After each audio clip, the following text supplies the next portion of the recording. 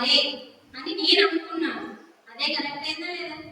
Sir గురించి చెప్తున్నాను కాబట్టి సారుకు సారే అంటే ఇక్కడ మనకంటే ముఖ్యమైనది ఎవరికి వారు ఎవరు లేరు, ఎవరికి వారే ముఖ్యమని సారి చెప్పాడు. అంటే ఇక్కడ ఒక పాయింట్ నేర్చుకున్నామా లేదా? మనం అలా నేర్చుకోవాలి. ఎందుకంటే ఎంత లొల్లున్నా, కరెంట్ లేకపోయినా, మైకు లేకపోయినా వినాలన్న తపన, శ్రద్ధ. మనం ఏ బిజినెస్ చేసినా క్యాష్ పెట్టాలి, అంటే పెట్టుబడికి క్యాష్ కావాలి.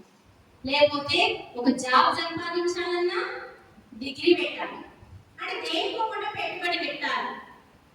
కానీ జ్ఞానానికి పెట్టాల్సిన పెట్టుబడి పేరు శ్రద్ధ. ఖర్చుందా? కానీ ఆ శ్రద్ధ మన దగ్గర ఉండదు.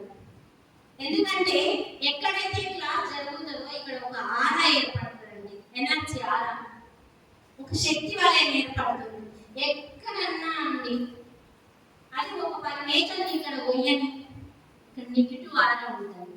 అదే ఇక్కడ ఒక సత్యం చెప్పని ఆత్మ, పరమాత్మ, బ్రహ్మజ్ఞానం చెప్పని ఇక్కడ ఒక పాజిటివ్ ఎనర్జీ ఉంటుంది.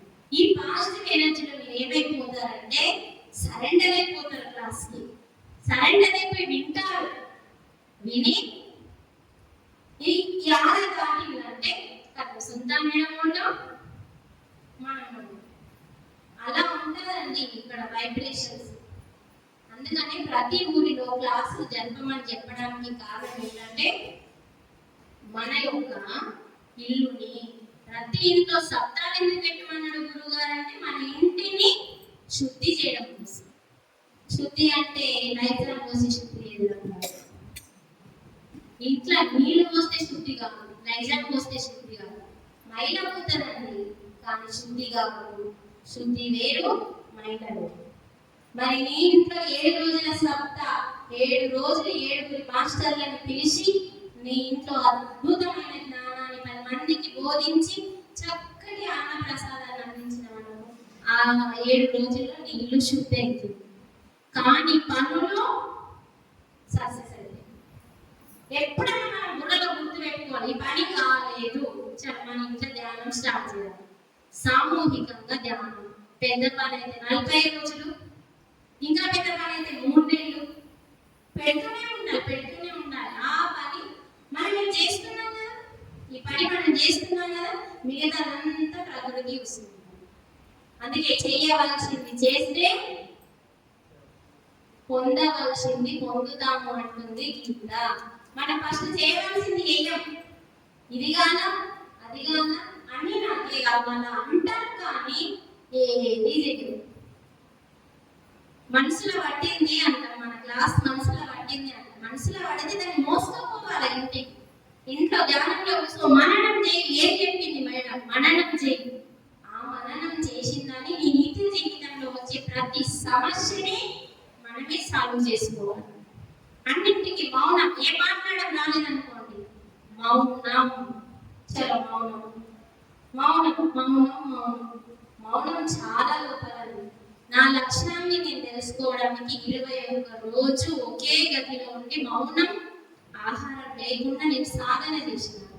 చెప్పాను కదా, నేను 3-5 సంవత్సరాలు కఠినమైన సాధనలు చేసిన. లేకపోతే ఇంత జ్ఞానాన్ని అనర్గళంగా అందించడానికి కారణమే మౌనం అనే సాధన.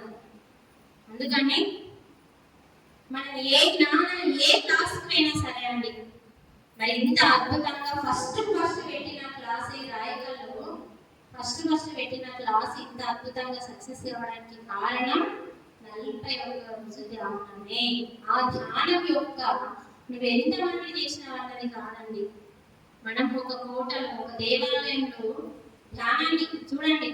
ఇందాక రవి సారు ఎవరో చెప్పారు, నేను ధ్యానం చేస్తుంటే కోతులు మాకు ఫస్ట్ డిస్టర్బెన్స్ చేసినాయి అంటే, నువ్వు కూర్చున్నది ఎవరు ఉన్నారా? వినాయకుడు ఉన్నారు. వినాయకుడు ఎవరు? విఘ్నాలను తొలగించేవాడు. ఇంకా విఘ్నాలను ఉంచుతాడా నీకు అక్కడ? ధ్యానం చేయడానికి నువ్వు సిద్ధంగా ఉన్నప్పుడు, విఘ్నాలను తొలగించేవాడిని ముందర కూర్చున్నప్పుడు నీకెందుకు విఘ్నాలు కలిగిస్తాడు ఆయన? ఆ కోతులను రాకుండా, డిస్టర్బెన్స్ రాకుండా చక్కగా. మరి రాయకల్లో క్లాసులు లేవు అని అందరూ అంటూ ఉంటే, మరి అద్భుతంగా ఈ క్లాసు జరగడానికి ఆ 40 రోజులే కారణం కాబట్టి ఈ సత్యాన్ని తెలుసుకోవడానికి మనం ఇక్కడికి వచ్చినాం కాబట్టి ఈ సత్యాన్ని మోసుకెళ్ళాలి. రాయగడ నుంచి మా అత్తమ్మ వాళ్ళు చేయగలరు అంటే సుందర చైతన్య బాబు. సరే మీరు సుందర చైతన్య దగ్గరికి పుట్టినరోజుకి వెళ్తారు. తర్వాత గురు పౌర్ణమి అందరు పోయేటప్పుడు మాది రైల్వే స్టేషన్ దగ్గర ఇల్లు ఉంటుంది. అంటే రైలు టైం కాకుండా ముందు మా ఇంటికి వస్తారు. మా ఇంటికి వచ్చి కూర్చుంటారు. మీరు వెళ్తున్నారు కదా, వెళ్ళేటప్పుడు ఖాళీగా వెళ్ళండి, వచ్చేటప్పుడు ఏం తెచ్చుకుంటున్నారు. ఇది అలా అడుగుతుంటే ఏదో చెప్పిండు విన్నాము మర్చిపోయాము అని చెప్తారు వాళ్ళు. సాధన లేకపోతే మర్చిపోతారు. అక్కడ సాధన లేదు. ఏంటి అక్కడ? పూజ జపం. అక్కడ ఏమైతుందంటే మర్చిపోతుంది. సాధన ఎక్కడైతే ఉంటుందో తప్పకుండా మనం తెచ్చుకుంటాం.